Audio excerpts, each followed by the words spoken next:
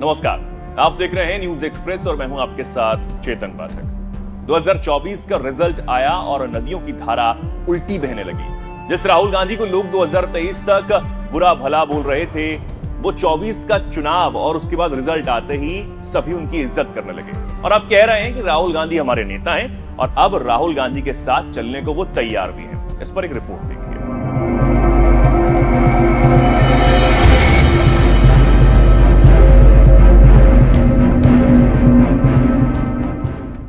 महाराष्ट्र विधानसभा का चुनाव होने वाला है, लेकिन ऐलान से पहले सभी पार्टियां अपनी तरफ से पूरी तैयारी कर चुकी हैं और नेताओं की जुबान भी अब तीखी होने लगी है। इसे लेकर महाराष्ट्र में अपनी जमीन तैयार कर रहे ओवैसी की पार्टी एआईएमआईएम के नेता इम्तियाज जलील ने एक बड़ा बयान दिया और कहा कि महाविकास अघाड़ी एआईएमआईएम को हमें भी शामिल कराना चाहिए और 9 सितंबर तक इस पर जवाब भी देना चाहिए।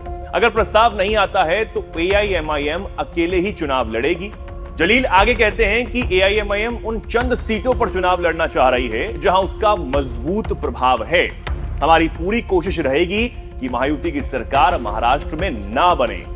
जलील ने आगे कहा कि एआईएमआईएम और शिवसेना की विचारधाराएं बिल्कुल अलग अलग हैं, लेकिन महाराष्ट्र के किसानों और जाति लोगों के हितों में वो एमवीए के साथ गठजोड़ करने के लिए तैयार है। तो आप समझ सकते हैं कि कैसे महाविकास अघाड़ी में शामिल होने के लिए खुद आगे से ओवैसी की पार्टी प्रस्ताव दे रही है। अब देखना होगा कि आगे एमवीए प्रस्ताव पर विचार करता है या फिर नहीं, यह देखना बेहद दिलचस्प होगा।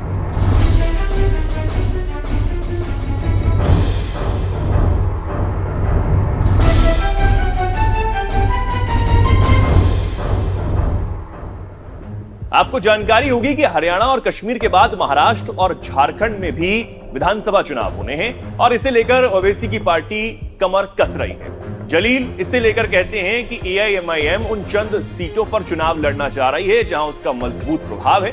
जानकारी देते चले कि ओवैसी की पार्टी एआईएमआईएम 2019 के विधानसभा चुनाव में 44 सीटों पर चुनाव उसने लड़ा था, जिसमें 2 सीटों पर उसे जीत भी मिली थी, जबकि बीजेपी को 105, एनसीपी 56, शिवसेना 54 और कांग्रेस को 44 सीटें मिली थी। यहां पर यह भी जानकारी आपको देते चले कि तब एनसीपी और शिवसेना बटी नहीं थी, एक ही थी। ऐसे में कहा यह जा सकता है कि 24 में एआईएमआईएम एक बार फिर किस्मत आजमा रही है, लेकिन लग नहीं रहा कि महाविकास अघाड़ी घास डालेगी, क्योंकि महाविकास अघाड़ी को भरोसा है कि बिना चौथे ही वो 3 लोग मिलकर इस बार बीजेपी को हरा देंगे। ऐसे में देखना होगा कि आगे क्या होता है और समझौता होता है या फिर नहीं।